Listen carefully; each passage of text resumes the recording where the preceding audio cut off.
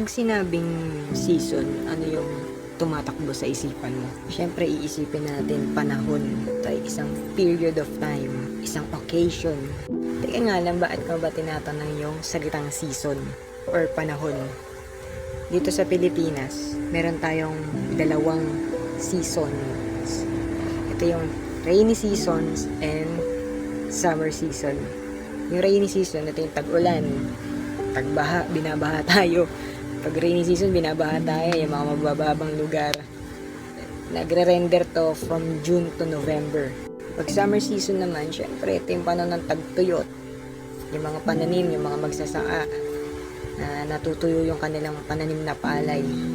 Kasi tagtuyot na nun eh. Pag summer seasons, nagre-render naman to ng December to May. Pero alam nyo ba, meron ding sinasabi ang Bible about sa season. Gusto nyo malaman, tapusin nyo tong video na to.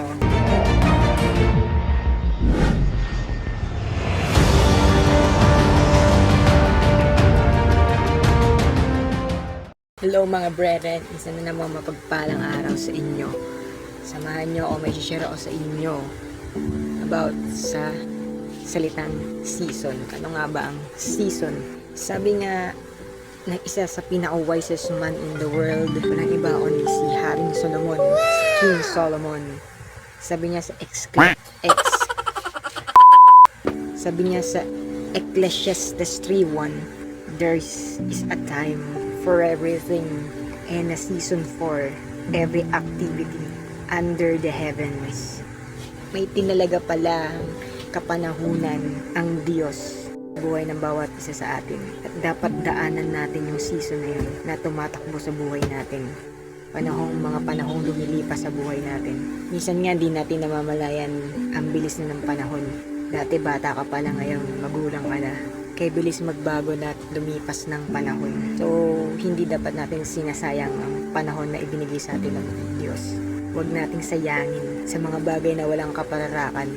Hindi yung tipong happy-go-lucky tayo. Hindi masama maging masaya. Kung magiging masaya, dapat may kapararakan sa buhay. Sa bawat ginagawa natin, laging inaalay dapat natin ang ating ginagawa. Walang iba kundi sa nagbigay ng panahon sa atin, nagbigay ng buhay sa atin si Lord.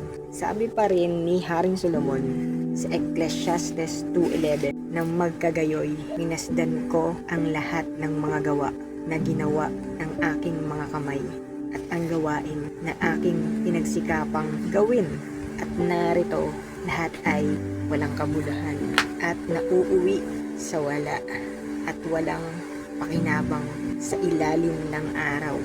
Si Haring Solomon kasi, na-experience niya na lahat.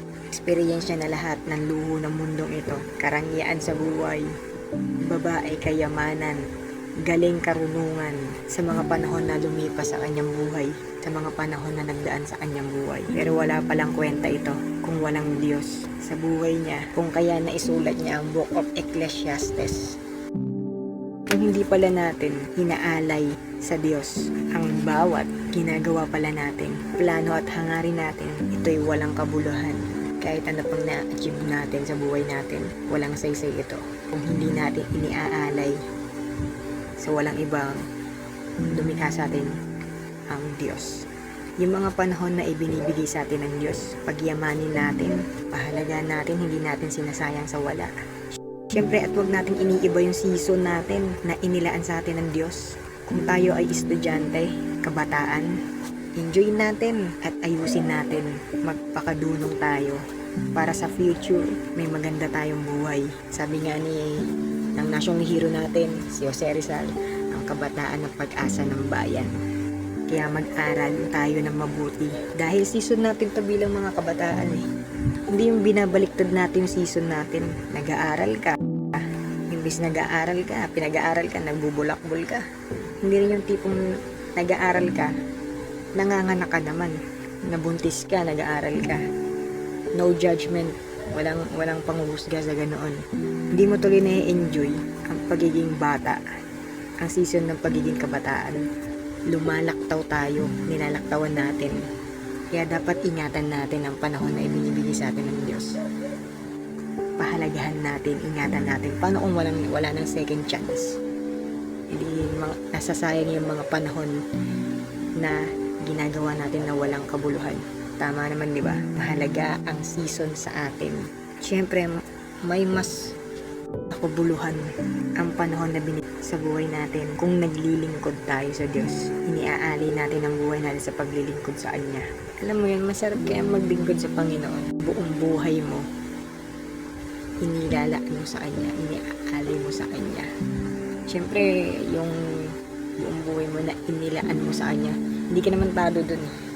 Sabi nga ni Apostol Paul, ang mabuhay ay kay Kristo at ang mamatay ay pakinabang. So pag namatay na tayo, mapapakinabangan natin ang biyaya ng Diyos. Ang pinaghirapan natin sa paglilingkod natin sa Panginoon, tatanggap natin ang reward. Huwag natin sayangin ang ating mga panahon sa mga bagay na walang kapararakan, gaya ng bisyo. Isa yun sa mga nakapapalayo sa relasyon natin sa Panginoon. Kaya habang mahaba pa ang panahon, ikiling natin ang ating buhay sarili sa paglilingkod sa Panginoon. Kilalanin natin, alamin natin kung sino ang Diyos, kung sino si Jesus Christ. Ikaw kapatid, nais mo bang maglingkod sa Panginoon? Inaanyayahan kita at I urge you mga kapatid na maglingkod tayo sa Panginoon all the days of our lives. Sinasabi ko sa'yo, wala kang talo kapag naglilingkod ka sa Panginoon.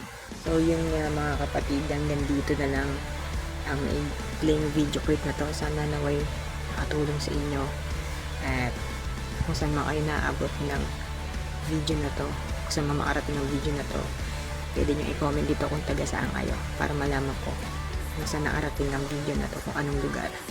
So yun na, ganito na lang. God's be with you all. Have a gracious day. Shalom. Follow for more.